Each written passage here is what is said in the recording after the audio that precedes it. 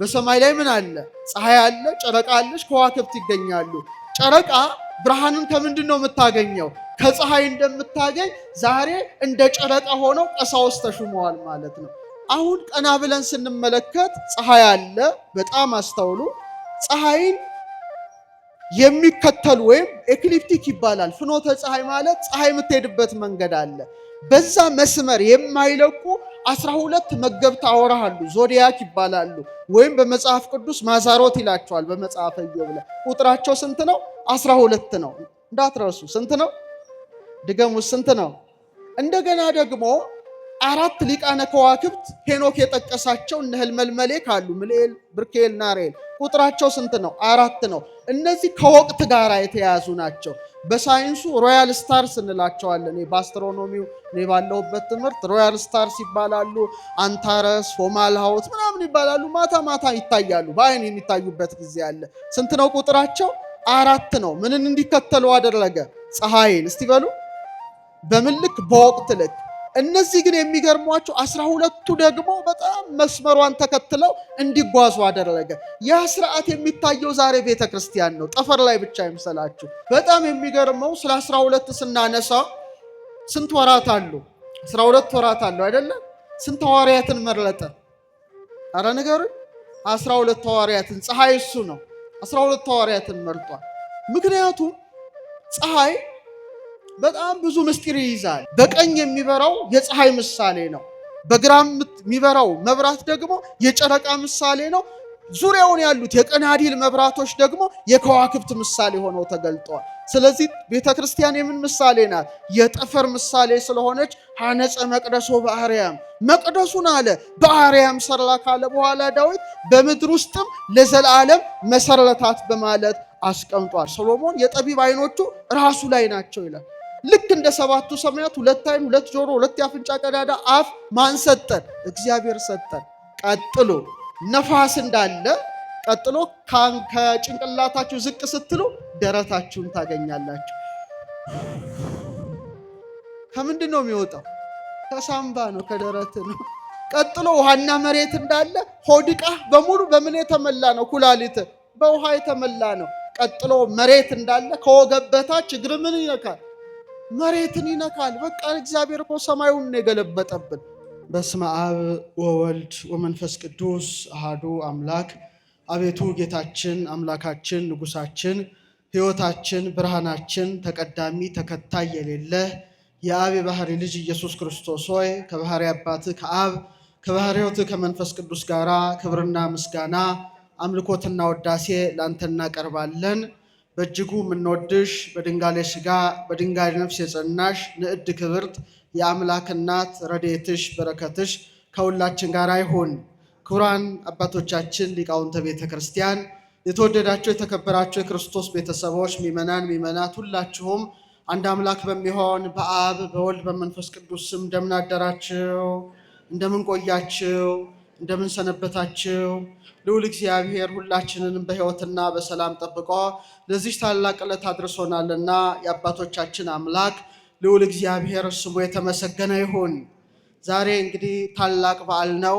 ከቅድስት ድንግል ማርያም ከ33ቱ በዓላቷ መካከል ዛሬ ልጇ ወልደ እግዚአብሔር ክርስቶስ በፊልጵስዩስ በእናቱ ስም ለመጀመሪያ ጊዜ ሕንፃ ቤተ ክርስቲያንን ያከበረበት የቀደሰበት ታላቅ በዓል ነውና ዛሬ በመላዋ ኦርቶዶክሳዊት ተዋሕዶ ቤተ ክርስቲያናችን ይህ ምስጢር የሚነገርበት በመሆኑ ዛሬም ትምህርቴን በዚህ ላይ ያደርጋለሁ። የምስጢር ባለቤት እግዚአብሔር አምላካችን ምስጢሩን ጥበቡ እንዲገልጥልን ቅዱስ ፈቃድ ይሁንልን። የምነሳበትም ታላቁ አባት ዳዊት የተናገረው በመዝሙር 77 በቅንፍ 78 ቁጥር 69 ላይ ያለውን ኃይለ ቃል መነሻ በማድረግ ይሆናል። የምስጢር ባለቤት እግዚአብሔር አምላካችን ምስጢሩን ጥበቡን ለሁላችን የሚግለጥልን። እስቲ አብረን እንበል። መቅደሱን በሉ እስቲ። በአርያም ሰራ በምድር ውስጥም ለዘላለም መሰረታት።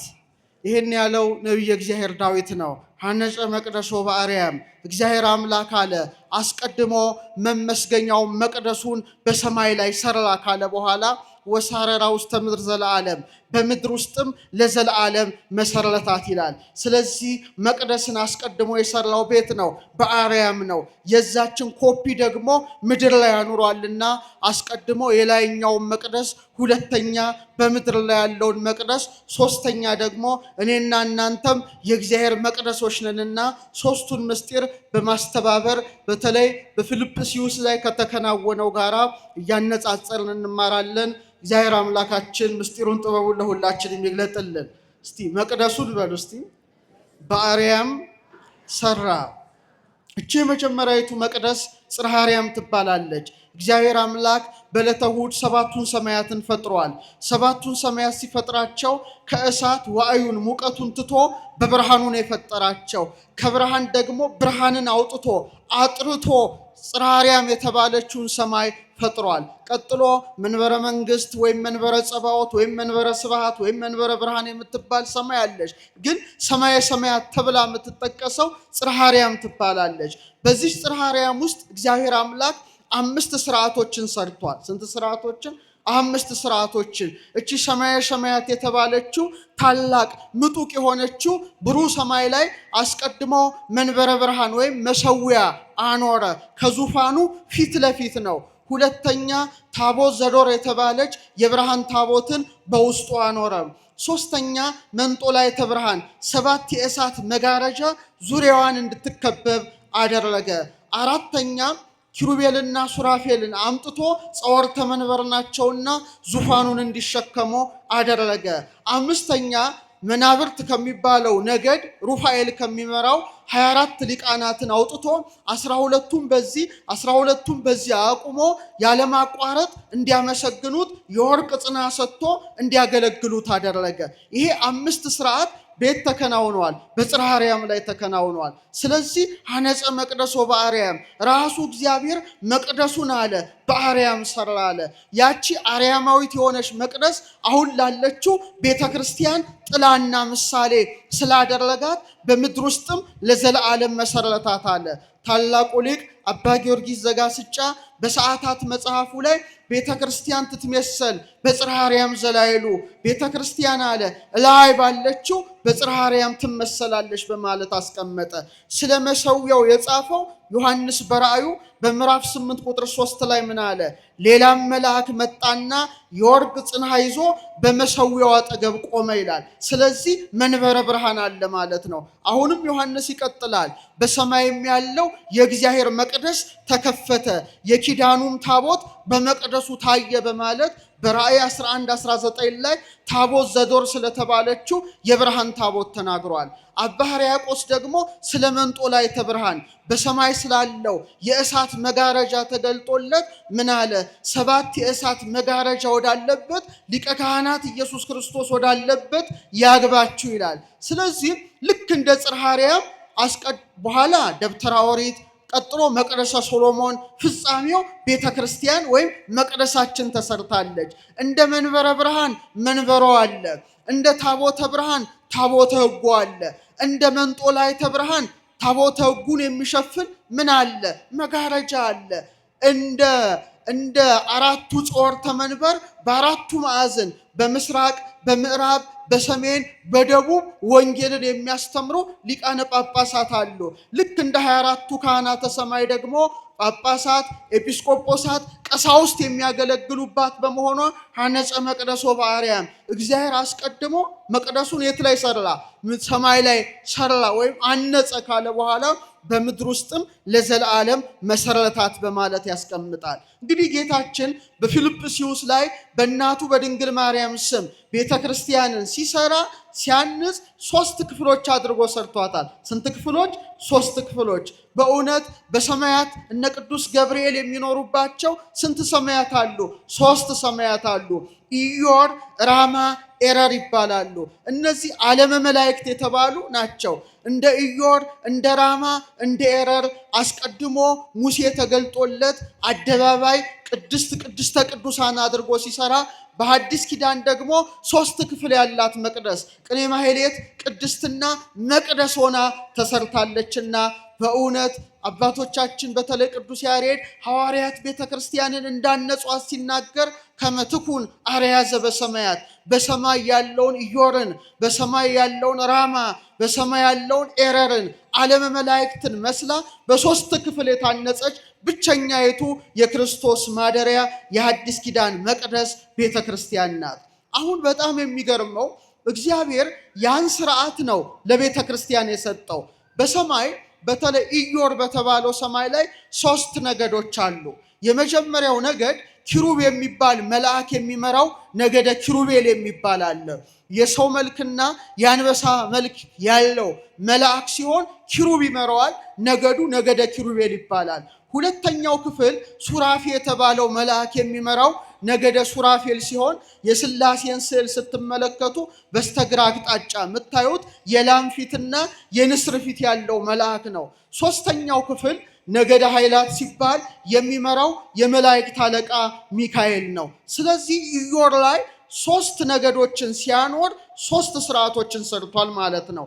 ቀጥሎ ራማ በተባለችው የብርሃን ሰማይ ላይ ቅዱስ ገብርኤል የሚመራው ነገደ አርባብ አለ። ቀጥሎ ቅዱስ ሩፋኤል የሚመራው ነገደ መናብርት አለ። በመቀጠል ቅዱስ ሱሪያል የሚመራው ምን አለ? ነገደ አርባብ መናብርት አለ። ነገደ አርባብ መናብርት ስልጣናት አለ። እንደገና ኤረር ላይም ተመሳሳይ ስርዓቶች ተከናውነዋል። ቅዱስ ሰዳኬል የሚመራው ነገደ ሊቃናት አለ። ቅዱስ ሰላትያል የሚመራው ነገደ መኳንንት አለ። ቅዱስ አናንያል የሚመራው ነገደ መላእክት አለ። ስለዚህ በአጠቃላይ ስንት ሰማያት አሉ? 3 ሰማያት አሉ። ስንት ክፍል አላቸው? 9 ክፍል አላቸው ማለት ነው። ያ ስርዓት በቤተ ክርስቲያን ጸንቶ እንዲኖር በ3 ደንጊያ የእናቱን መቅደስ ባነጸ ጊዜ ነገደ ኪሩቤልን የሊቃነ ጳጳሳት፣ ነገደ ሱራፌልን የጳጳሳት፣ ነገደ ኃይላትን የኤጲስቆጶሳት አምሳል አድርጓቸዋል። ራማ በተባለችው ሰማይ ላይ ነገደ አርባብን የቆሞሳት፣ ነገደ መናብርትን የቀሳውስት፣ ነገደ ስልጣናትን ደግሞ የዲያቆናት አምሳል አድርጎታል። ኤረር ላይ ያሉትን ነገደ ሊቃናትን የንፍቀ ዲያቆናት ምሳሌ አድርጓል። ነገደ መኳንንት ደግሞ አናጉንስጢሳውያን የአንባቢያን አምሳል አድርጓል።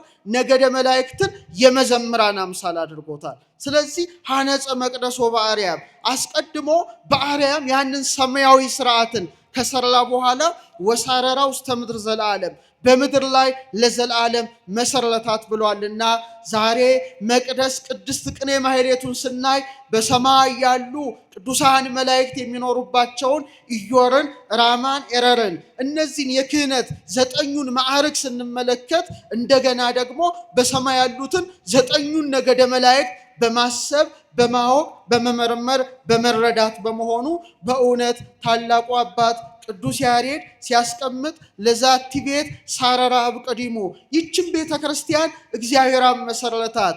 ለዛቲ ቤት ሐነጻ ወልድ ማናነጻት? እግዚአብሔር ወልድ አነጻት። ወፈጸማ መንፈስ ቅዱስ ማን ፈጸማት? መንፈስ ቅዱስ ፈጸማት ብሎ አስተምሯል። ስለዚህ ነቢየ እግዚአብሔር ዳዊት አስቀድሞ ስለ አርያማዊት መቅደስ ቀጥሎ ደግሞ ስለ ቤተ ክርስቲያን መንፈስ ቅዱስ ገልጾለት ተናግሯል። ይህ ብቻ አይደለም። ቤተ ክርስቲያን ዛሬ የኢየሩሳሌም ሰማያዊትን ምሳሌ አድርጓታል። ኢየሩሳሌም ሰማያዊት የምትባለው 4ኛይቱ ሰማይ ሐዋርያው ቅዱስ ጳውሎስ አምልቶና አስፍቶ በገላትያ 4:26 ዕብራውያን 12:12 ላይ የተናገረላት ናት። እቺ ስራዋ በእውነት እንደ ቤተ መቅደስ 4 ማዕዘን ናት። እግዚአብሔር አምላክ 12 የብርሃን ምሰሶ ተክሎባታል። የብርሃን ክዳን ከፍክፎባታል። እጅግ ያማረች ናት። ታቦት ዘዶር የተባለች የብርሃን ታቦት በውስጧ ተቀምጣለች። እቹም የማን ምሳሌ ናት? የአማናዊት ታቦት የእግዝእትነ ማርያም ምሳሌ ናት። ረድኤቷ በረከቷ ይደርብን። በኢየሩሳሌም ሰማያዊት ወውስቴታ ታቦት ዘዶር ዘያበር በጸዳለ ስሉስ ቅዱስ በስላሴ ጸዳል የምታበራ ስዕለ ስሉስ ቅዱስ የታተመባት ታቦት ዘዶር እንደነበረች በተመሳሳይ መልኩ በምድራዊት ኢየሩሳሌም ደግሞ የአምላክ ታቦት የሆነች ማን ተገኘች? ቅድስተ ቅዱሳን ድንግል ማርያም ተገኘች። ያቺ ኪሩቤል ከበዋታል። እችኛዋ ግን በኪሩቤል ላይ የሚቀመጠውን አምላክ በማህፀኗ በመሸከም በጀርባዋ በማዘል በክንዷ በመታቀፍ ኪሩባዊ ሰረገላ ሆና የተገለጠች በመሆኗ ቤተ ክርስቲያን ዛሬ የኢየሩሳሌም ሰማያዊት ምሳሌ ናት። እዛ ውስጥ 24 ነገሮች አሉ። አንደኛ 12ቱ ነገደ እስራኤል ስም ተጽፎባታል። በመቀጠል ደግሞ የ12ቱ ሐዋርያት ስም ተጽፎባታል። ሲደመር ስንት ይሆናል? 24 ይሆናል። 24 ማለት ምን ማለት ነው? 24ቱ ሰዓታትን ይወክላል። ካህናተ ሰማይም ቁጥራቸው 24 ነው። እያንዳንዱ መልአክ በየሰዓቱ የሚቀርበውን ጸሎት ወደ እግዚአብሔር ፊት ያቀርባል። ዛሬም ቤተ ክርስቲያን ለ24ቱ ሰዓታት ምስጋና ማይቋረጥባት በስብሐተ ነጉም በሰርኩም ምስጋና በሌሊቱም ምስጋና ቅዱስ ቅዱስ ቅዱስ እያሉ የሚያመሰግኑ መላእክትን የመሰሉ በሰማይ መላእክት የወርቅ ጽና ይዘው እንደሚያጥኑ ጽናውን ይዘው ስብሐት ወክብር ለስሉስ ቅዱስ ይደሉ የሚሉ ካህናትን ሾሞባታልና በእውነት እቺ ቤተ ክርስቲያን ሰማያዊት ስርዓት በመያዟ ታላቁ አባት ዳዊት አስቀድሞ ዘምሮላታል። የቤተ ክርስቲያን በረከት ይደርብን። ዛሬ ቤተ ክርስቲያን በዓል ነው። በመቀጠል ቤተ ክርስቲያንን አሁንም የገነት ምሳሌ አድርጓታል። የምን ምሳሌ? የገነት ምሳሌ። እግዚአብሔር አምላክ ገነትን የተከለው በምን አቅጣጫ ነው? በምስራቅ አቅጣጫ ነው። ምስራቅ ምን የሚወጣበት ነው? ፀሐይ የሚወጣበት ነው። አስተውሉ። ገነት ውስጥ 1 3 4 ስርዓቶች ተሰርተዋል። የቤተ ክርስቲያን ምሳሌ የሚሆኑ መጀመሪያ የሕይወት ዛፍ የምትባለውን በኦሪት ዘፍጥረት ምዕራፍ 2 ላይ ስታነቡ በገነት መካከል ምንን ተከለ ይላል? የሕይወት ዛፍን ተከለ። 12 ፍሬ የምታፈራውን የሕይወትን ዛፍ በገነት መካከል እግዚአብሔር አኖረ። ይህ ብቻ አይደለም፣ የሕይወት ወንዝ እንዲፈስ አደረገ። የምን ወንዝ? የሕይወት ወንዝ ይባላል። በጣም የተለየች በጣም የምታበራ የሕይወት ወንዝን እንድትፈስ አደረገ። ይሄ ሁለተኛው ነው። ሶስተኛው ደግሞ 4ቱን አፍላጋት ኤፌሶን፣ ግዮን፣ ጤግሮስ፣ ኤፍራጥስ የሚባሉ የወተት ወንዝ፣ የማር ወንዝ፣ የወይን ወንዝ፣ የዘይት ወንዝ ገነትን ተመሳቅለው እንዲያጠጧት አደረገ። ይሄን ያደረገ ማን ነው? እግዚአብሔር ነው። አዳምና ሔዋን ይህንን እያዩ እጅግ እየተደነቁ አምላካቸውን ሲያመሰግኑ ኖረዋል። ኋላ ግን አካለ ከይሲ ማደሪያ ልሳነ ከይሲ መናገሪያ ላደረገው ለእባቡ ቃል ተገዝተው ዕፀ በለስን በልተው ከኤዶም ገነት ተባረዋል። በኋላ ግን ያጡትን የሕይወትን ዛፍ አግኝተዋል። የሕይወት ዛፍ የተባለ ማን ነው? ኧረ መልሱልኝ። ኢየሱስ ክርስቶስ ነው። ያቺ ገነት አሁን በማን ተተካች? በቤተ ክርስቲያን ተተካች። ልክ እንደ ሕይወት ዛፍ ዛሬ በቤተ ክርስቲያን ምን አለ? ሕይወት የሆነው ቅዱስ ሥጋውና ክቡር ደሙ ዕለት ዕለት ይሰዋባታል። እንደ ሕይወት ውሃ ልጅነት ይሰጥባታል። ልክ እንደ 4ቱ ወንዞች ደግሞ 4ቱ ወንጌላውያን ማቴዎስ፣ ማርቆስ፣ ሉቃስ፣ ዮሐንስ የጻፉት ወንጌላት ይነበብባታል፣ ይተረጎምባታል። ዛሬ የማሩን ወንዝ፣ ዛሬ የወተቱን ወንዝ፣ ዛሬ የወይኑን ወንዝ፣ ዛሬ የዘይቱን ወንዝ የት እንመለከታለን? ቤተ ክርስቲያን እንመለከታለን። አባ ጊዮርጊስ ዘጋስጫ ምን ይላል? ዛሬ አለ የወተት ወንዝ ማን ነው? የማር ወንዝ ማን ነው ብሎ ይናገራል። ራሱ ኢየሱስ ክርስቶስ ነው ይላል። እንደ ወተት ወንዝ አድርጎ ወንጌልን፣ እንደ ማር ወንዝ አድርጎ ኦሪትን በነቢያት አድሮ የሰራ፣ እንደ ዘይት ወንዝ ልጅነትን የሰጠ፣ እንደ ወይን ወንዝ ደግሞ ወይነ ደግሞ ዕለት ዕለት እንዲቀዳባት ያደረገ ዛሬ ታላቋ ቤተ ክርስቲያን ተተክታለችና ዛሬ በቅጽረ ቤተ ክርስቲያን ስንሰበሰብ በኤዶም ገነት እጽዋት ስር እንደተቀመጥን አድርገን እናስባለን። ወደ ውስጥ ገብተን የክርስቶስ ሥጋውን ስንበላ ደሙን ስንጠጣ ከኤዶም ገነት የወይኑን ወንዝ እንደምንጠጣ ከዕፀ ሕይወት ፍሬ ቆርጠን እንደምንመገብ እናስባለንና ዛሬ ታላቋ ቤተ ክርስቲያን በእውነት በፊልጵስዩስ ስትመሰረት ገነት በምድር ላይ ተተከለች ማለት ነው። ወሳረራ ውስተ ምድር ዘለዓለም፣ በምድር ላይ ለዘላለም መሰረታት ብሎ ዳዊት እንዳስቀመጠ። ሌላው የቤተ ክርስቲያን አስደናቂ ምሳሌ ጠፈር ነው። እስቲ በሉ ድገሙት እስቲ። ጠፈር ነው። እንግዲህ ስለ ጠፈር ብዙ ነገር ማውራት ይቻላል። ነገር ግን እኛ በምንረዳው ልክ ቀና ብለን ስንመለከት ምን እናያለን? ፀሐይን፣ ሌላስ ጨረቃ፣ ሌላስ ከዋክብት በብዙ ቢሊየን የሚቆጠሩ ጋላክሲዎችን እንመለከታለን። እንግዲህ ፀሐይ በጣም ከፍተኛዋ ናት።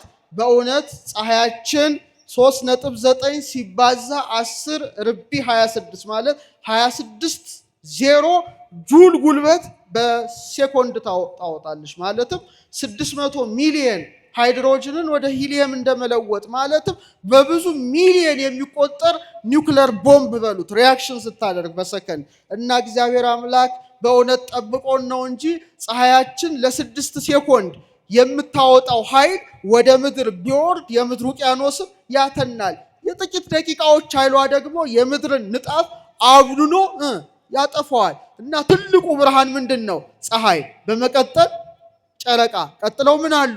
ከዋክብት አሉ።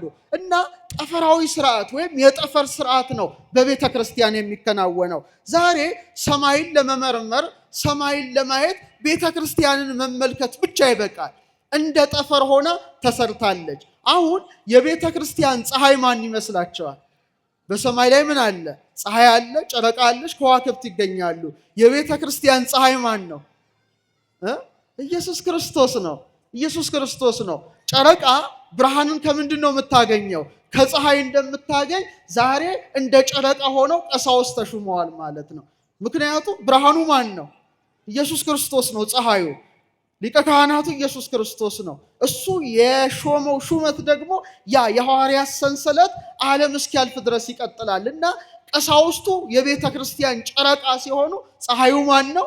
ኢየሱስ ክርስቶስ ነው። ጨረቃ ከፀሐይ ከተለየች ብርሃን አልባ ናት። ቀሳውስትም ከኢየሱስ ክርስቶስ ከተለዩ ባዶዎች ናቸው ማለት ነው። ኃይል የላቸውም፣ ጽን የላቸውም። ስለዚህ ኃይሉ ማን ነው? ኢየሱስ ክርስቶስ ነው። ለዚህ ነው መምህሬ ኢየሱስ ክርስቶስ ይላል ካህኑ ዕለት ዕለት በቅዳሴ ላይ። ስለዚህ የቤተ ክርስቲያን ፀሐይ ኢየሱስ ክርስቶስ ሲሆን ጨረቃ ደግሞ ማን ነው?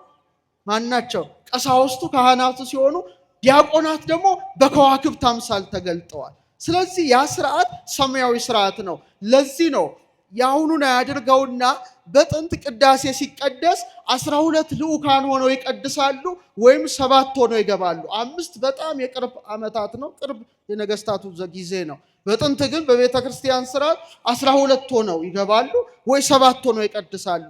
ምክንያቱም እግዚአብሔር አምላክ ስርዓቱን ሲሰራ ፍጹም ስርዓት ነው።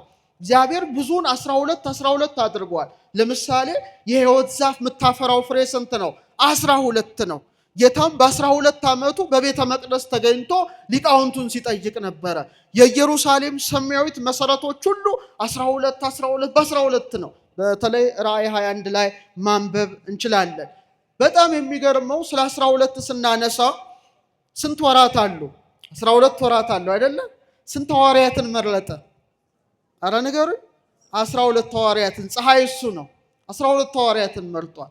ምክንያቱም ፀሐይ በጣም ብዙ ምስጢር ይይዛል። ለምሳሌ ዳዊት በመዝሙር 18 ላይ ሰማያት ይነግራ ስብሐተ እግዚአብሔር፣ ሰማያት አለ የእግዚአብሔርን ጌትነት ይናገራሉ፣ ጠፈርም የእጁን ስራ ያወራል ይላል። የማንን ስራ? የእግዚአብሔርን ስራ ያወራል። አሁን ቀና ብለን ስንመለከት ፀሐይ አለ። በጣም አስተውሉ። ፀሐይን የሚከተሉ ወይም ኤክሊፕቲክ ይባላል። ፍኖተ ፀሐይ ማለት ፀሐይ የምትሄድበት መንገድ አለ። በዛ መስመር የማይለቁ 12 መገብት አውራ አሉ። ዞዲያክ ይባላሉ። ወይም በመጽሐፍ ቅዱስ ማዛሮት ይላቸዋል። በመጽሐፈ ኢዮብ ላይ ቁጥራቸው ስንት ነው? 12 ነው። እንዳትረሱ። ስንት ነው? ድገሙ። ስንት ነው? እንደገና ደግሞ 4 ሊቃነ ከዋክብት ሄኖክ የጠቀሳቸው እነ ህልመልመሌክ አሉ። ምልኤል፣ ብርኬል፣ ናሬል ቁጥራቸው ስንት ነው? 4 ነው። እነዚህ ከወቅት ጋር የተያዙ ናቸው። በሳይንሱ ሮያል ስታርስ እንላቸዋለን። በአስትሮኖሚው እኔ ባለሁበት ትምህርት ሮያል ስታርስ ይባላሉ። አንታረስ፣ ፎማልሃውት ምናምን ይባላሉ። ማታ ማታ ይታያሉ። በአይን የሚታዩበት ጊዜ አለ። ስንት ነው ቁጥራቸው? 4 ነው። ምንን እንዲከተሉ አደረገ? ፀሐይን። እስቲ በሉ በምን ልክ? በወቅት ልክ። እነዚህ ግን የሚገርሟቸው 12ቱ ደግሞ በጣም መስመሯን ተከትለው እንዲጓዙ አደረገ። ያ ስርዓት የሚታየው ዛሬ ቤተ ክርስቲያን ነው። ጠፈር ላይ ብቻ ይምሰላችሁ። ስርዓቱን ልንገራችሁ። ለምሳሌ ፀሐይ የመጣው ወይም ፀሐይ የተፈጠረው በስንተኛው ቀን ነው? የጣቴን እኮ አሳየኋችሁ። በ4ኛው ቀን ነው። እንዳትሳሳቱ። በስንተኛው ቀን ነው? በ4 ነው። ለምን? ስለ እውነተኛው ፀሐይ ስለ ክርስቶስ መስበክ ስላለበት ነው። ኢየሱስ ክርስቶስም በተመሳሳይ መልኩ የተወለደው በስንተኛው ወር ነው? በአራተኛው ወር ወርሃ ታኅሳስ ነው። ይህ ብቻ አይደለም፣ ከአራተኛው የያዕቆብ ልጅ ከነገደ ይሁዳ የተመዘዘ ነው። ፀሐየ ጽድቅ ነው። ስለዚህ ምድር ላይ ሲገለጥ ሰው ሲሆን ልክ እንደ አራቱ ሊቃነ ከዋክብት አድርጎ ስንት ወንጌላውያንን ብቻ መረጠ? አራት። ማቴዎስን፣ ማርቆስን፣ ሉቃስና ዮሐንስን። እንደ 12ቱ መገብታ ወርሃ አድርጎ ስንት ሐዋርያት ብቻ መረጠ? ንገሩኝ። 12 አደረገ። በነዛ አምሳል 12 ሆነው ይቀድሳሉ። እነዚያ ስጋዊ ናቸው። እነዚህ ደግሞ መንፈሳዊ ከዋክብት ሆነው ተሰርተዋል። ለማ? ክርስቶስን በመከተል። ስለዚህ በስርዓተ ቅዳሴ በመጽሐፈ ቅዳሴ ወይም በትርጓሜው መጽሐፍ ላይ 12 ሆነው ይገባሉ። ማለትም 12ቱ ሐዋርያትን የሚያንጸባርቁ 12ቱን መናዝል ምሳሌ ሆነው ማለት ነው። ስለዚህ ቤተ ክርስቲያን ጠፈር ናት። እንደገና 7 ሆነው ሊገቡ ይችላሉ። ስንት ሆነው? 7 ሆነው። ለሌዊ ነገዶችም ይሄን 7 ስርዓት ነው ያሳያቸው። 7 ሆነው ይገባሉ። እነዛ 7ቱ መገብተ ዕለታት ይባላሉ። ምን ምን ናቸው እስቲ ይነግረኝ። ፀሐይ፣ ጨረቃ አሉ። 5ቱ ፕላኔቶች ናቸው። መሪህ ማለት ማርስ ነው። አጣርድ ሜርኩሪ ነው። መሽተሪ፣ ጁፒተር፣ ቪነስ፣ ዙሁራ፣ እነዚህ ዙሃል፣ ሳተርን በሰማይ የምናያቸው ናቸው ዕለት ዕለት። አሁን እንደውም በዚህ ወቅት ወደ ማታ አካባቢ ፊታችሁን ዞር አድርጋችሁ ወደ ምዕራብ ስታዩ በጣም ደምቃ ምትታያለች አይደለ? እሷ ምንድናት? ኮከብ አይደለችም። የአጥቢያ ኮከብ ወይም ዙሁራ የምትባለው ቪነስ ናት። እኔ ኢየሱስ የዳዊት ስርና ዘር የሚያበራም የንጋት ኮከብ ነኝ ይላል። ቀን ላይ ስትወጣ ጠዋት አካባቢ ኮከበ ጽባ፣ ማታ ላይ ኮከበ ምዕራብ። እነዚህ ብቻ 7 ናቸው። የት ያሉት? ሰማይ ላይ ያሉት። ኢየሱስ ክርስቶስ ለዮሐንስ ሲገለጥለት 7ቱ ከዋክብት በቀኝ እጆቹ ነበሩ ይላል። 7ቱ ከዋክብት በምን እጆቹ ነበሩ? በቀኝ እጆቹ። ልክ በዛ አምሳል ዛሬም ቀሳውስት ቅዳሴ ይገባሉ። ስንት ሆነው? 7 ሆነው። ይሄ ስርዓት ነው፣ ፍጹም ስርዓት ነው። 7 ፍጹም ነው። በኋላ በነገስታቱ ዝቅ ብሎ ወደ 5 ወርዷል። ግን እግዚአብሔር ሰውን ሲፈጥረው 7 ነገርን አስቀምጦበታል። ስንት ሰማያት አሉ? እስቲ ንገሩኝ። ኧረ መልሱ። 7ቱ ሰማያት አሉ። አቡነ ዘበሰማያት፣ በሰማያት የምትኖር አባታችን። ያ 7ቱ ሰማያት ፊታችን ላይ ታትመዋል። ስንት አይኖች አሉን? 2 አይኖች አሉን። ስንት ጆሮዎች አሉን? ቁጠሩ። ስንት አለ? 2። ስንት ያፍንጫ ቀዳዳ? 2። አትሳሳት፣ አንድ አይደለም። እዚህ ጋር አለ። ቁጠር እስቲ። 1 2። ስንት አፍ አለን? ሲደመር 7 በል። ጥበብ ቤቷን ሰራች፣ 7 ምሰሶዎችን አቆመች ማለቱ 7ቱን ሰማያት 7ቱን ዕለታት መክብበ ሕዋሳት በሆነው እግዚአብሔር እፍ ባለበት ሰማይና ምድርን ባጋጠመበት በሰውነታችን ላይ 7ቱ ስርዓቶች አሉ። ስለዚህ 7 ሆነው ይገባሉ። እነዛ ስጋዊ ናቸው። እነዚህ ደግሞ መንፈሳዊ ከዋክብት ሆነው የክርስቶስን ቅዱስ ስጋውን ክቡር ደሙን ይሰዋሉ። ስለዚህ በቤተ ክርስቲያን ስርዓት ቅዳሴ ሲቀደስ 2 መብራቶች ይቀመጣሉ መንበረ ታቦቱ ላይ። አንዱ በቀኝ ይቀመጣል፣ አንዱ በግራ ይቀመጣል። ዙሪያውን ደግሞ የቀንዲል መብራቶች እንዲበሩ ይደረግ ነበረ። በቀኝ የሚበራው የፀሐይ ምሳሌ ነው። በግራ የሚበራው መብራት ደግሞ የጨረቃ ምሳሌ ነው። ዙሪያውን ያሉት የቀናዲል መብራቶች ደግሞ የከዋክብት ምሳሌ ሆነው ተገልጠዋል። ስለዚህ ቤተ ክርስቲያን የምን ምሳሌ ናት? የጠፈር ምሳሌ ስለሆነች ሐነፀ መቅደሶ በአርያም፣ መቅደሱን አለ በአርያም ሰራ ካለ በኋላ ዳዊት በምድር ውስጥም ለዘላለም መሰረታት በማለት አስቀምጧል። ከቃሉ ጋር ናችሁ? እግዚአብሔር ከሁላችን ጋር ይሁን። በዛ አምሳል ነው ሙሴን ሲና ተራራ ላይ ያወጣው ነው። በቃ ይህን ሰማያዊ ስርዓት አሳየው። ምድራዊ አይደለም። ደብተራ ኦሪት ምድራዊት አይደለችም። አሳየው ሰማያዊውን ስርዓት። በኋላ በዛች አምሳል ስራ ይለዋል። 3 ክፍል ነው ያሳየው የሰማያዊውን ስርዓት። ለዚህ ነው ያሬድ ምን ይላል? ቀዳሚሃ ለጽዮን ሰማይ ሳረረ፣ ከጽዮን አስቀድሞ አለ እግዚአብሔር ሰማይን ፈጠረ አለ። ሰማይ ላይ ነው ያሳየው። ወበዳግም አርአዮ ለሙሴ ዘከመ ይገብር ግብራ ለደብተራ፣ ዳግመኛ የድንኳኗን አሰራር ለማን አሳየው? ለሙሴ ያሳየው። ስንት ክፍል አድርጎ? 3 ክፍል አድርጎ። የመጀመሪያው አደባባይ ይባላል። እስቲ በሉት። ወይም አጸደ ደብተራ ኦሪት ይባላል። 2 ነገሮች ነው የሚከናወኑበት። የትልቅ የሚሰዋበት መሰዊያ ያለው፣ ካህናት ደግሞ የሚታጠቡበት ነው። በጣም እንደ አውደ ምሕረት ክፍት ነው። ህዝቡ ሁሉ የሚመለከተው ነው። 2ኛውን ክፍል ቅድስት አለው። እስቲ በሉ ድገሙት። ቅድስት ውስጥ ብዙ ስርዓቶች ተከናውነዋል። ያ ማለት እኛ ውስጥ አለ። እስቲ ትንሽ ነግራቸዋለሁ። እሱ ቅድስት ላይ ምን አደረገ? 20 ክንድ ናት።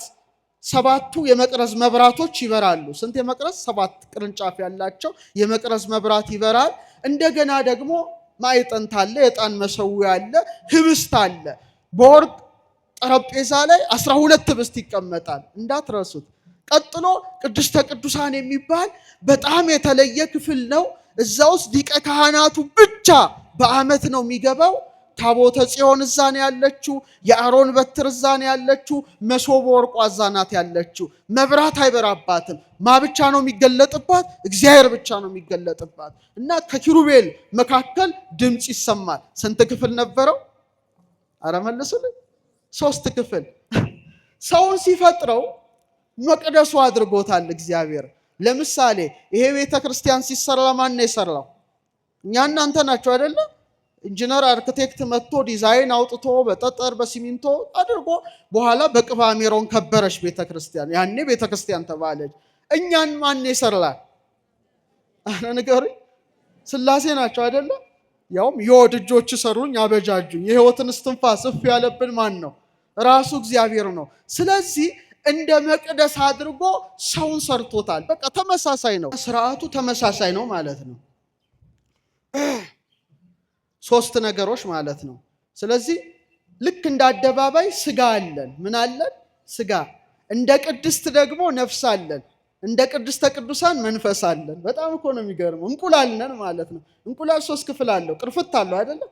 ቀጥሎስ ስትልጡ ነጭ ነገር አለው። መጨረሻስ ምን አለው? አስኳል አለው። ቅዱስ ጳውሎስ የሰላም አምላክ እግዚአብሔር ሁለንተናችሁን ይቀድሳልና ስጋችሁን፣ ነፍሳችሁን፣ መንፈሳችሁን ማለት ሰው ራሱ መቅደስ ነው። ፊልጵስዩስ ነው ማለት ነው። ራሱ መቅደስ ነው። እንደ አደባባይ ስጋ አለን። እንደ ቅድስት ደግሞ ነፍስ አለን። እንደ ቅድስተ ቅዱሳን መንፈስ አለን። አሁን ኮዱን እስቲ ትንሽ ልንገራችሁ። ቆማችሁ ራሳችሁን ተመልከቱት። ቆማችኋል። ቅድስት አለ። እስቲ አደባባይ የቱ ጋ ነው? ቅድስት የቱ ጋ ነው? ቅድስተ ቅዱሳናቸው የቱ ጋ እንደሆነ በ2 መልኩ እግዚአብሔር ገልጦታል። ለዚህ ነው እናንተ እግዚአብሔር መቅደስ እንደሆናቸው አታውቁም የሚለው። ለምሳሌ አደባባይን እንደ ሆድ ዕቃ፣ ቅድስትን እንደ ልብ፣ ቅድስተ ቅዱሳንን እንደ ጭንቅላት ሰጥቶታል። ማንን ሲፈጥረው? አዳምን ሲፈጥረው ማለት ነው። አደባባይ ላይ ምን ነበረ?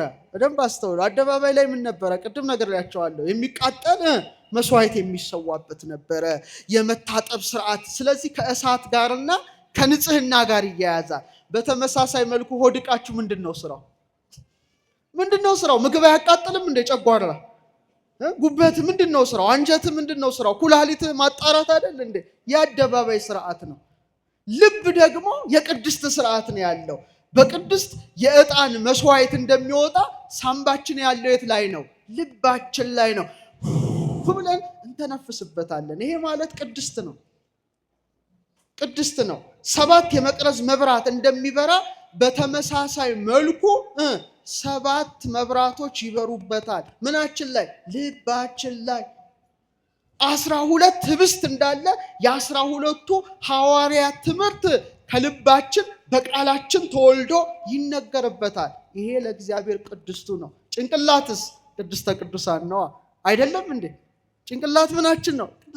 ሰው የሚታወቀው በጭንቅላቱ ነው? በምኑ ነው? በፊቱ ነው አይደለም? ፓስፖርትም መታወቂያ ምናችሁ እጃችሁ ነው የሚነሳው? ፊታችሁ ነው?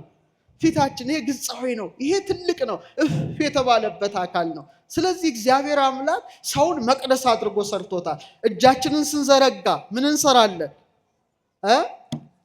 ብሉይ ኪዳን ሐዲስ ኪዳን የሚነበብበት ሕያው መጽሐፍ፣ ሕያው መቅደስ ማለት ሰው ነው። ስንት እጆች ሰጠን እግዚአብሔር? አይዟችሁ 2። ስንት መዳፍ ሰጠን? 2። ስንት ጣቶች ሰጠን? 10። በቃ ምን ማለት ነው? ሰው ዝም ብሎ የተሰራ እኮ አይደለም። ኮድ ነው፣ ቀመር ነው፣ ራሱ ፊደል ነው፣ የሥላሴ ፊደል ነው። ልክ እንደ 2 እጅ ፍቅረ እግዚአብሔርና ፍቅረ ቢጽ አለን። እንደ 2 መዳፍ 2 ጽላቶች አሉ። እንደ 10 ቃላት ስንት ጣቶች አሉን? 10 ጣቶች አሉን። እግዚአብሔር አብ የሙሴን ሕግ በጣታችን የልጁን ሕግ ደግሞ በልባችን ላይ ነው የጻፈው። በምናችን ላይ ነው የጻፈው? በልባችን ላይ ነው ያተመው። ስንት እግሮች አሉን? 2 እግሮች አሉን። 4 ያለው የለም። 4 የበሬ፣ የላም፣ የፍየል፣ የከርከሮ፣ የአሳም ወዘተርፈ ነው። እነሱ ስንት እግር ነው የተሰጣቸው? 4 ነው። ለምን? የሚግጡትን ሳር የሚጠጡትን ውሃ እና መራባት ብቻ ነው። ህይወታቸው ከዚህ ያለፈ አይደለም። ይበላሉ፣ ይጠጣሉ፣ ይዋለዳሉ። ምድር እያዩ ነው የሚኖሩት። ስንት እግር ስላላቸው? 4። ሰውን ግን እግዚአብሔር ሲፈጥረው መቅደሱ ስለሆነ ስንት እግር ሰጥቶታል? እንደ ያዕቁምና እንደ በለዝ። ሰሎሞን መቅደሱን ሲሰራ 2 ምሰሶ ብቻ ነው ያቆመው። ያዕቁምና በለዝ 2 እግር ብቻ። የእግዚአብሔር መቅደስ ስለሆነ 4 አይደለም፣ 2 ብቻ ነው የተሰጠ። ሰማይ ቀና ብለን እናያለን። ለምን? ሰማያዊት ርስት ስላለችን። ፀሐይን እያየን እውነተኛውን ፀሐይ ኢየሱስን እንድናስበው፣ ጨረቃን እያየን ካህናትን እንድናስብ፣ ከዋክብትን አይተን ዲያቆናት መንፈሳዊ ምስጢርን እንድናስብ ስንት እግር ሰጥቶናል? በጣም ጥሩ። መቅደሱ ነን ማለት ነው። ያዕቁም ነን፣ በለዝ ነን ማለት ነው። እግራችን ሁሉ ያዕቁምን በለዝን ሲወክል ቀጥ ብለን እንሄዳለን። ግን ደስ የሚላቸው ዛፍ ምን አለው? ስር አለው። ዛፍ ምን አለው? ግንድ አለው። ዛፍ ምን አለው? ቅርንጫፍ አለው። እንደ ስር 2 እግር አለን። እንደ ግንድ ደግሞ ምን አለን? አከርካሪ አለን። ቀጥ ያለው ይሄ አከርካሪ። ቀጥሎ ምን አለን? መቅደስ ነን። ዛሬ አይዟችሁ የራስ ቅል አለን። ምን አለን? የራስ ቅል አለን። ደግሞ እግዚአብሔር ሰውን ምድር ላይ ሲያመጣው መቅደሱ አድርጎታል እና ለእናቱ በ3 ደንጊያ መቅደስን የሰራ አስቀድሞ በአርአያው አዳምን የፈጠረው አምላክ ነው። ሌላ ነገር አላከናወነ። እድሜውን ደግሞ ጀርባ አጥንታችን ላይ ሾሞታል። ዛሬ ክርስቶስን ሰው ቢያምነውም ባያምነውም እሱ የታመነ አምላክ በመሆኑ እያንዳንዱ ሰው ምድር ላይ ሲመጣ 33 የጀርባ አጥንት ቁጥር አለው። ይሄ እውነት ነው የምነግራችሁ። ስንት ነው ያለው? 33። ምድር ላይ ሲወለድ 33 እስከ ራስ ቅሉ ድረስ ማለት ነው። ጌታ በ33 ዓመቱ የራስ ቅል ጎልጎታ ላይ እንደተሰቀለ ዛሬም እድሜውን በጀርባ አጥንታችን ላይ የራስ ቅልን ደግሞ ጎልጎታው አድርጎ ዕለት መስቀሉ ተተክሎበታል። ይሄ ራስ ቅላችን እናንተ የማታስተውሉ የገላትያ ሰዎች ሆይ ኢየሱስ ክርስቶስ እንደተሰቀለ ሆኖ በፊታችሁ ተስሎ ነበረ። ለእውነት እንዳትታዘዙ አዚም ያደረገባችሁ ማን ነው ይላል ቅዱስ ጳውሎስ። ይሄንን አለማየት አዚም ነው፣ በእውነት ጨለማ ነው። ኢየሱስ ክርስቶስን በሰውነታችን አለማየት ጨለማ ነው። አርአያው ነው፣ አምሳሉ ነው። እየሰማችሁ ነው። ለምሳሌ የጌታ የስቅለቱን ስዕል ስትመለከቱ አንድ ጭንቅላት አይታችኋል? አላያችሁ? አንድ ጭንቅላት አለ። የማን ጭንቅላት ይመስላችኋል? የአባታችን የአዳም ጭንቅላት ነው። አዳም ስንተኛ ፍጥረት ነው? 22ኛ ፍጥረት ነው። 22ኛ ፍጥረት በሆነው በአዳም ራስ ላይ ነው መስቀሉ የተተከለው። ዛሬም ሰዎች ሁሉ የእግዚአብሔር መቅደስ በመሆናቸው እያንዳንዱ ሰው ጭንቅላቱ ጎልጎታ ስለሆነ እያንዳንዱ ሰው ልክ እንደ 22ቱ አሌፋት የእግዚአብሔር ስሞች እንደ አዳም አባታችን በኩረ ኩሉ ፍጥረት እኔም አንተም አንቺም ሁላችንም እስከል ቦንስ የራስ ቅላችን አጥንት ቁጥሩ ስንት ነው? 22 ነው። 23 እንኳን አልሆነም። ስንት ነው? 22። ይሄን ያደረገ ማን ነው? እጆች ሰሩኝ አበጃጁኝ የተባለው እግዚአብሔር ብቻ ነው። በጣም እኮ ይደንቃል። ሰውን እኮ በጥፊ መምታት እንኳን አይቻልም። ታውቃላችሁ? አርያ እግዚአብሔር ነው። ይሄን እንዴት ትመተዋለህ? የእግዚአብሔር አርያ እኮ ነው። ይኸውላችሁ ፊታችሁ ላይ ብቻ እንደው ተውት፣ እንደውም ዝቅ ብለን እንመልከተውና ፊታችሁ ላይ ላሳያችሁ። እግዚአብሔር ሰማይና ምድርን ሰው ላይ ገለበጠ። ሐነጸ መቅደሶ በአርያም ወሳረራ ውስተ ምድር ዘላለም ራሱ ይሄ ነው። ለምሳሌ ስንት ሰማያት አሉ? ላይ 7። ቀጥሎስ ምን አለ? ከ7ቱ ሰማያት ዝቅ ስትሉ ባቢል አለ፣ አትሞስፌር ማለት ነው፣ ነፋስ አለ። ቀጥሎ ምን አለ? ውሃና መሬት አለ አይደል? በቃ ሰማዩ እንዲህ ነው ስታሰምሩት። ያ ማለት አንተ ውስጥ አለ፣ እኔ ውስጥ አለ። ለምሳሌ ልክ እንደ 7ቱ ሰማያት የእሳት ሰማያት ናቸው። ጭንቅላታችን እሳት ነው አይደለም? ነው አይደለም እንዴ? የሁሉ ሚሊየንስ ኒውሮንስ ያለው እኮ ነው። ይሄ ሁሉ እንዴ እሳት እኮ ነው። እሳት ምንድን ነው? ብርሃን ነው። እሳት ምንድን ነው? ሙቀት ነው። እውቀትም ከምን ይቀዳል? እንደ ብርሃን ከጭንቅላት ይቀዳል። እስመ ለጠቢብ አዕይንቲሁ ዲበ ርእሱ ይላል ሰሎሞን። የጠቢብ አይኖቹ ራሱ ላይ ናቸው ይላል። ልክ እንደ 7ቱ ሰማያት 2 አይን፣ 2 ጆሮ፣ 2 የአፍንጫ ቀዳዳ፣ አፍ ማን ሰጠን? እግዚአብሔር ሰጠን። ቀጥሎ ነፋስ እንዳለ ቀጥሎ ከጭንቅላታችሁ ዝቅ ስትሉ ደረታችሁን ታገኛላችሁ። ከምንድን ነው የሚወጣው? ከሳምባ ነው፣ ከደረት ነው። ቀጥሎ ውሃና መሬት እንዳለ ሆድቃ በሙሉ በምን የተመላ ነው? ኩላሊት በውሃ የተመላ ነው። ቀጥሎ መሬት እንዳለ ከወገብ በታች እግር ምን ይነካል? መሬትን ይነካል። በቃ እግዚአብሔር እኮ ሰማዩን ነው የገለበጠብን። ይሄን አታውቁም እንዴ? መቅደሱ እንደሆናችሁ እሱን ትታችሁ ከአንገት በታች ትታችሁ ፊታችሁን ብቻ በመስታወት ተመልከቱ። ሁለት አይናችን እንደ እሳት ነው። እሳት ከብርሃን ጋር የተያዘ እንደሆነ አይናችንም ከብርሃን ጋር ይያያዛል። ከእሳት ቀጥሎ ምን አለ? ነፋስ እንዳለ ቀጥሎ ምን አለ? አፍንጫ ሰጥቶና ያለበት አፍንጫ አያችሁ። ቀጥሎ ውሃና መሬት እንዳኖረ ጠጣርና ፈሳሽ የሚወስድ ምን አለን? አፍ አለን። ይሄ እግዚአብሔር አርያ ነው። እንዴት በጥፊ ልትመታው ትችላለህ? አትችልም፣ አይፈቀድልህም። የእግዚአብሔርን ቤት ያፈረሰ እግዚአብሔር ራሱ ያፈርሰዋል፣ ያውም እናንተ ናችሁ ይላል። ስለዚህ ይህን ሁሉ ነገር በዛሬው ትምህርት እንረዳለን እና በእውነት የክብር ባለቤት ጌታችን በእናቱ በቅድስት ድንግል ማርያም ስም ሰኔ 20 ህንፃ ቤተ ክርስቲያን በሶስት ደንጊያ አነጸ። ሰኔ 20 በዛሬው ዕለት አከበረ ስንል ይህን ሁሉ እናስባለን እና አንድ ነገር ብነግራችሁ ዛሬ የእመቤታችንን በዓል በመሆኑ ከኛ ከኢትዮጵያውያን ጋር እስቲ ትንሽ ላነጻጽረው። በእውነት ጌታችን በፊልጵስዩስ በሶስት ደንጊያ በማን ስም ሰራ መቅደስ? እናቱ ራሱ መቅደሱ ናት አይደለችም? ናት አይደለችም? ጽርሐ ቅዱሳቱ ለወልድ ይላታል። የወልድ የመመስገኛው አዳራሽ ሰማይ ዙፋኔ ነው፣ ምድር የእግሬ መረገጫ ናት። ለእኔ ምን አይነት ቤት ትሰራላችሁ አለ ይላል በኢሳይያስ አድሮ። እግዚአብሔር ሰማይ ዙፋኔ ነው አለ። ሰማይ ምን ነው? ምድር የእግሬ ለእኔ ምን አይነት ቤት ትሰራላችሁ አለ። እግዚአብሔር በቃ ቤት አጣ። አንዲት ቤት ግን አግኝቷል። እሷ ማን ነበረች? ድንግል እናቱ ነበረች። ሰማይ ዙፋኔ ነው እንዳለ ማኅፀኗን እንደ ዙፋን አድርጎ 9 ወር ከ5 ቀን ተቀመጠ። አልተቀመጠም? ተቀምጧል። ምድር የእግሬ መረገጫ ናት እንዳለ 9 ወር ከ5 ቀን እግሩ ተረግጧታል። አልተረገጣትም? ዳግሚት ምድር ናት ማለት ነው። ሰማይ ወምድር ዘእያገምሮ እፎ እንጋ ማኅፀነ ድንግል ጾሮ። ሰማይና ምድር የማይችለውን አምላክ ምንኛ የድንግል ማርያም ማኅፀን ቻለው ይላል። መቅደሱ ናት ማለት ነው። መቅደሱ ናት። ከርሰ ድንግል አብዮ ተላለም አየራት። የድንግል ማርያም ማኅፀን አለ አባ ጊዮርጊስ ከአየራት በለጠ። ወተሰብሃ እምሱራፌል ወኪሩቤል፣ በኪሩቤል በሱራፌል ዘንድ ተመሰገነ። ከርሰ ድንግል ኮነ ታቦቶ ማኅደረ ለእግዚአብሔር አዶናይ። የድንግል ማርያም ማኅፀን መቅደስ ስለሆነ ለማን ማደሪያ ሆነ? አዶናይ ለተባለ ለእግዚአብሔር ማደሪያው እንደሆነ በእውነት በእውነት ማደሪያው በሆነችው በድንግል ማርያም ስም ልጇ ክርስቶስ ዛሬ ቅዳሴ ቤቱን አከናወነ። አመስግኑት በእውነት ሐዋርያትን ሰብስቦ እና የጌታን አብነት አድርገው ኢትዮጵያውያኑ ኦርቶዶክሳውያኑ መቅደስን ሲሰሩ በድንግል ማርያም ስም ነው የጀመሩት። ጌታ በእናቱ ስም በፊልጵስዩስ እንደሰራ የመጀመሪያው የሐዲስ ኪዳኗ ቤተ ክርስቲያን ኢትዮጵያ ላይ ስትታነጽ በ330 ዓመተ ምህረት አብርሃና አጽብሃ የተባሉ ኢትዮጵያውያን ቅዱሳን ክቡራን ነገስታት በማን ስም ነው የሰሩት? አክሱም ጽዮን ላይ በድንግል ማርያም ስም ነው። ደስ ይበላችሁ። ጌታ ነው መስሎ ማለት ድንግል 12 ክፍል ያላት ያው 12 ክፍል ናት። 12 ክፍል ያላት መቅደስ ነው የሰሩት እና ሲሰሩ በወርቅ ነው የሰሩት። እንደዛሬው በጠጠር በሲሚንቶ አይደለም፣ በእንቁ ነው የሰሩት። ድንግል ማርያም ምንድናት? እንቁ ናት አይደለችም? ወርቅ ናት አይደለችም?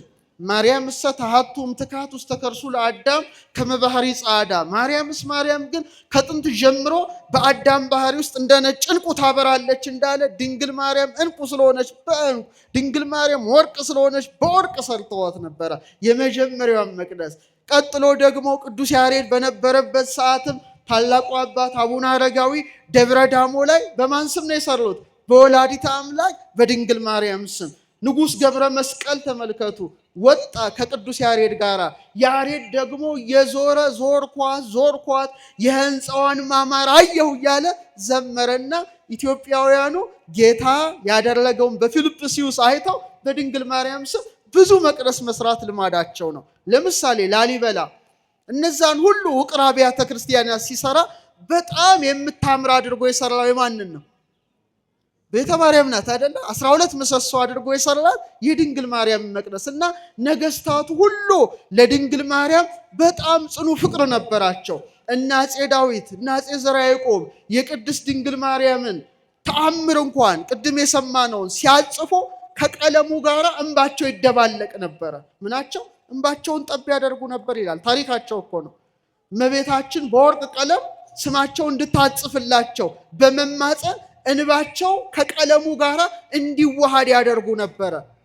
ግብፅ እንኳን ድንግል ማርያም የምትገለጥበት ደብረ ምጥማቅ እንኳን ቢፈርስ እኮ ነው፣ መቅደሷ ቢፈርስ በንጉሥ ባርሳባይ አቡነ ዮሐንስ 11ኛ ለአፄ ዘርዓ ያዕቆብ መልእክት ላኩ።